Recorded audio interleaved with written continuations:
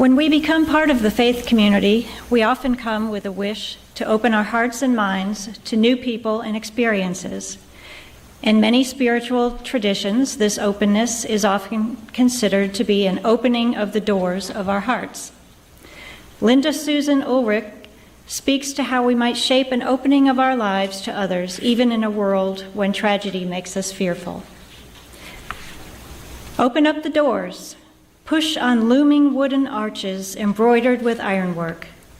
Brace shoulders against the weight of history unmoved.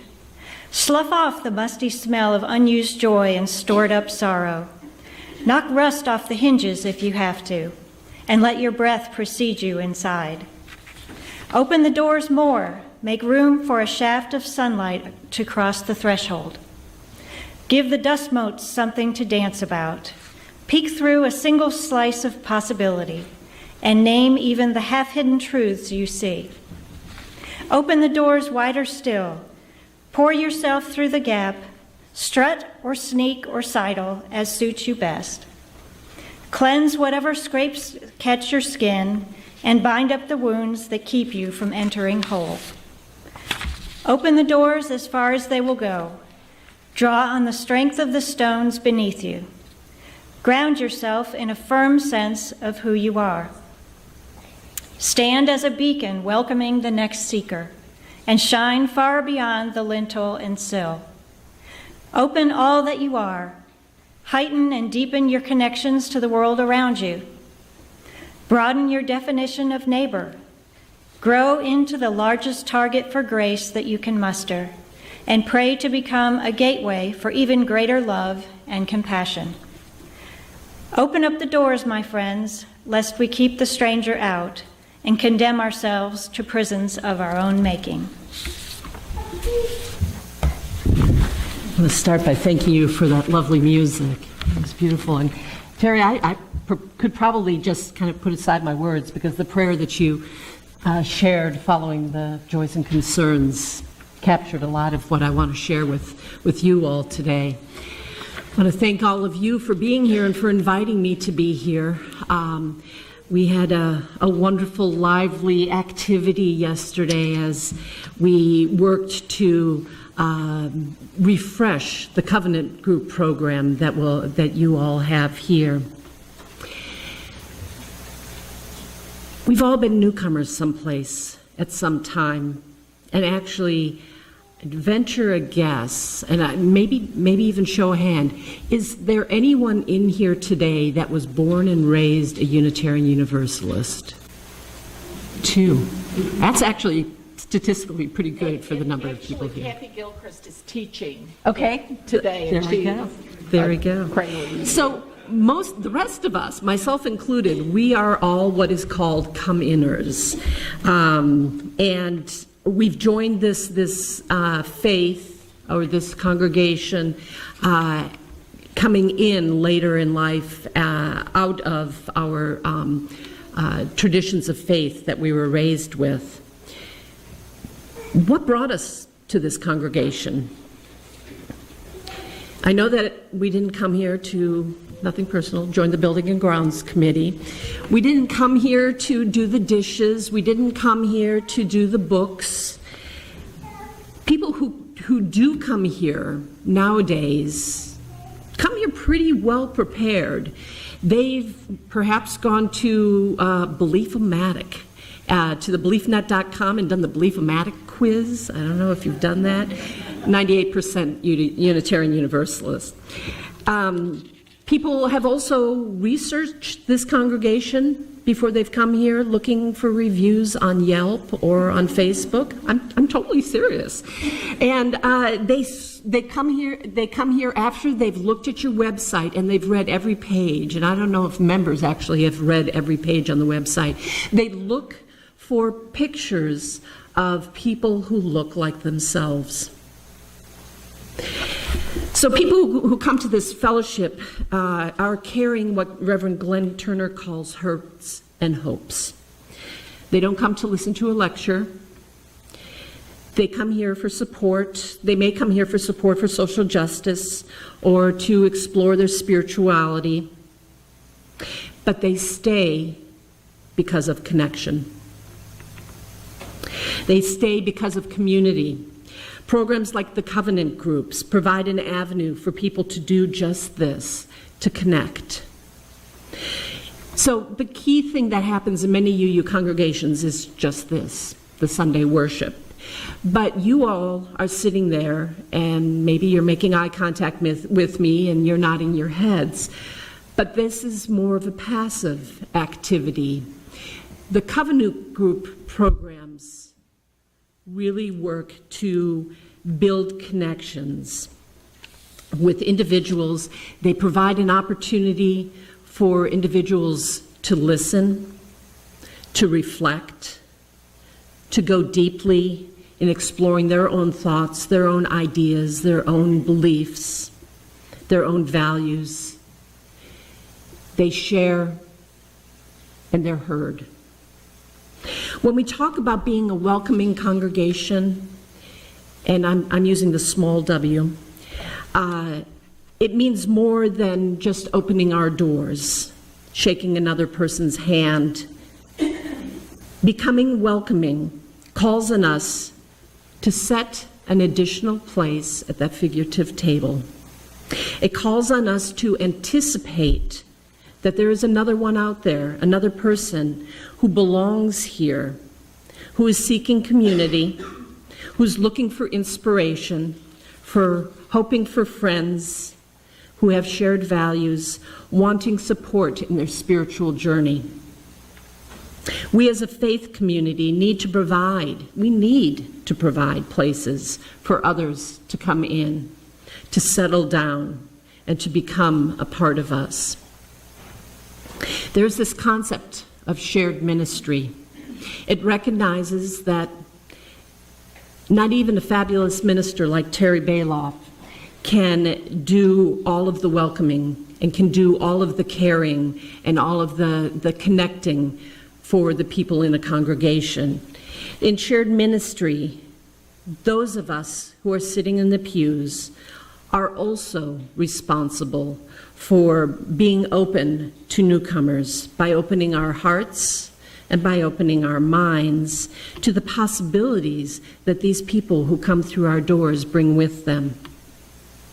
In this philosophy of shared ministry, we are called to cultivate opportunities that nurture deepening relationships.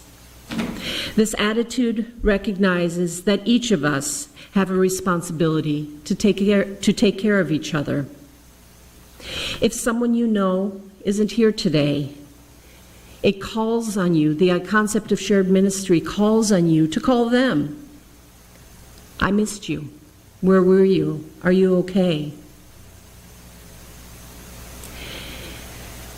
Often people look to the minister to do the work of ministry. But you as a community have said, in part, in your own vision statement for this congregation, you've said, and I quote, that the UUFC will be a vibrantly diverse, welcoming, and caring religious community. Each and everything that we do, whether it's making coffee or working on the Buildings and Grounds Committee, each and everything that we do should feed our mission and our vision of why we have said that we will be here together as a community.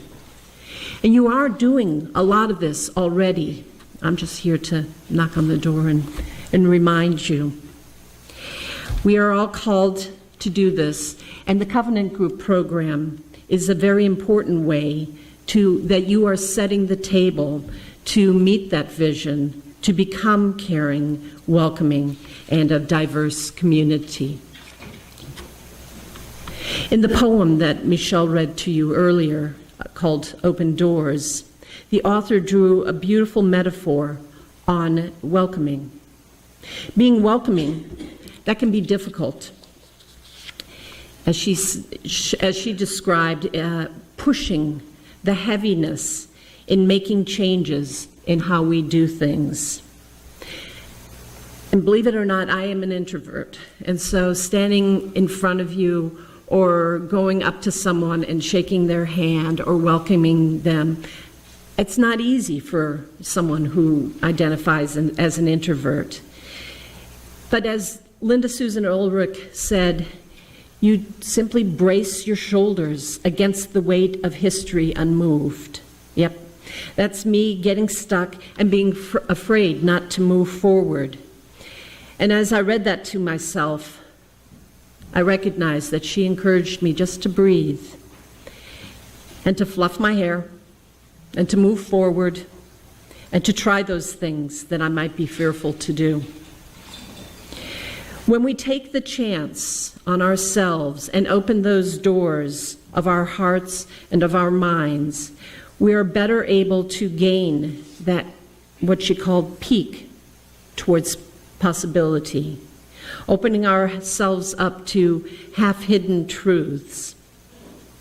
The Catholic priest and theologian Henri Nouwen said, "Hospitality means primarily the creation of free space, where the stranger can enter and become a friend instead of an enemy."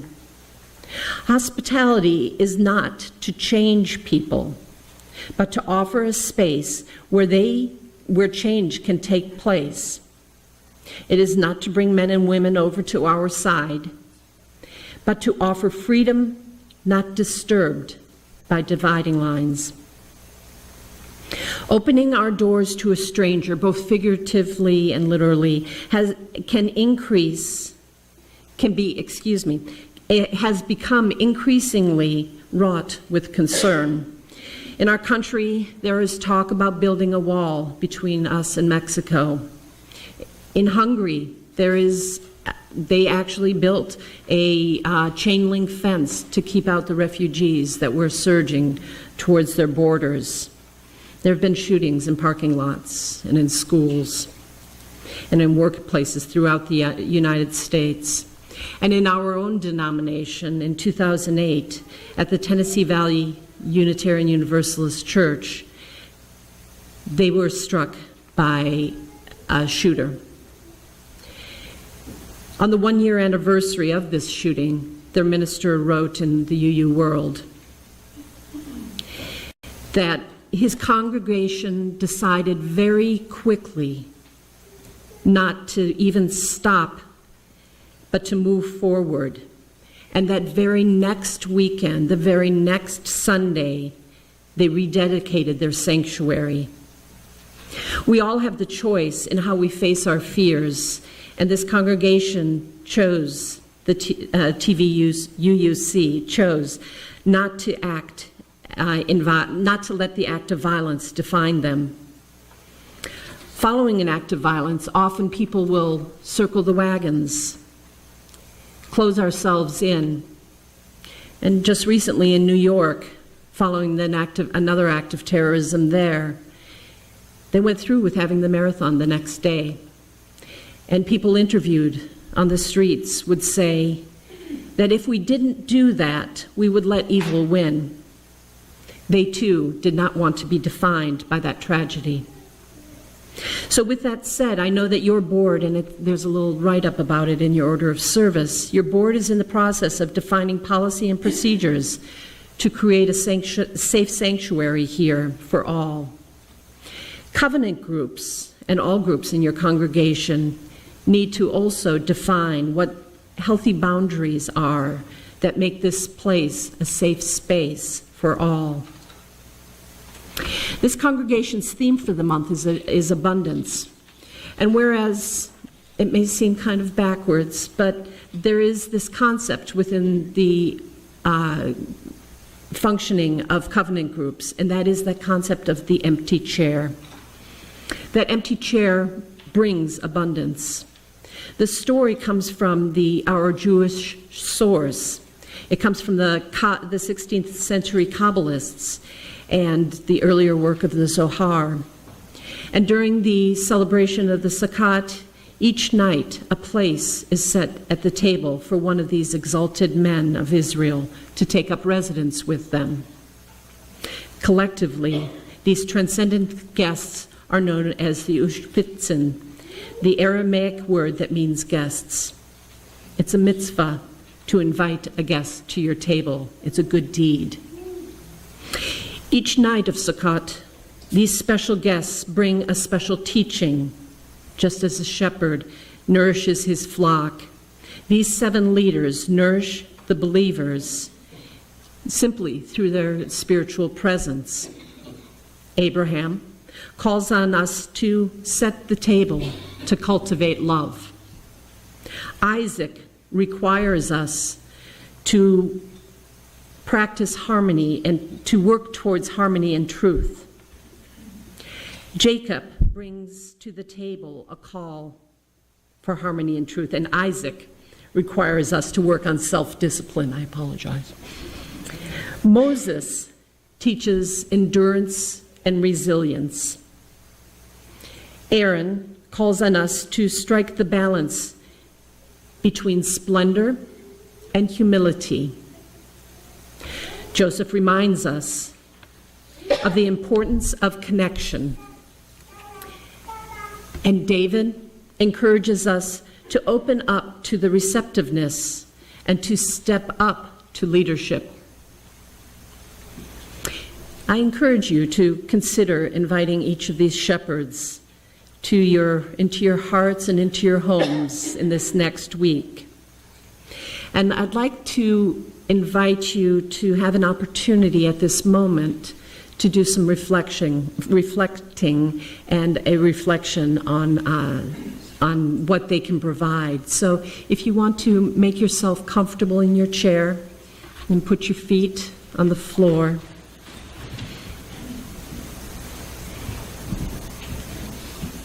And if you feel so moved, you are invited to close your eyes and take a deep breath. I'm going to be reading some questions for you to reflect upon over the next couple minutes. How can I cultivate love beyond baking those apple and cherry pies?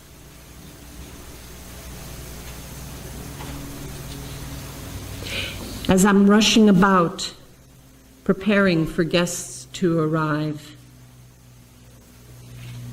what does it mean to work on self-discipline?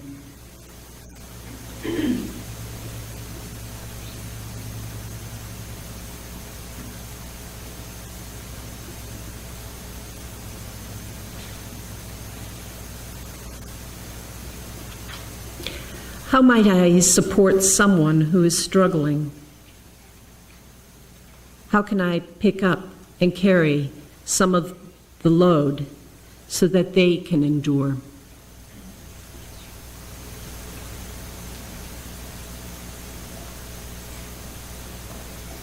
At a time where abundance can be overkill, how am I called to share in humbleness?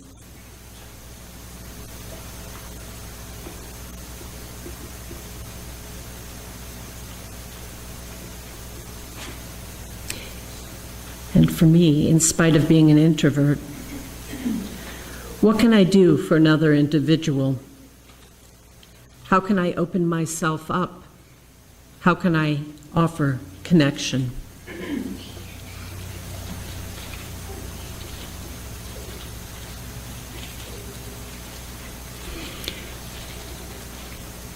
Where do I see a need? Where is there a hole, a vacuum? Where can I step up and step in and help in just a little way?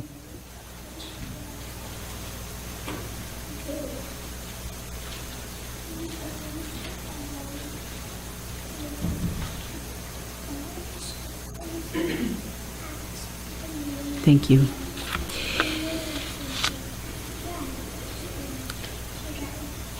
Ana Maria Pineda wrote, "The New Testament word incorporates a profound truth. Xenos, the word that means stranger in Greek, also means guest and host. This one word signals the essential mutuality that is at the heart of hospitality. No one is strange except in relation to another. We make another a guest or a host by how we treat them. In the story that I told earlier, in the Time for All Ages, despite her misgivings and concern, Sophia opened her home to an unknown guest and was instead wrapped in love and laughter by friends, neighbors, and her community. She found the divine in these individuals and through these connections.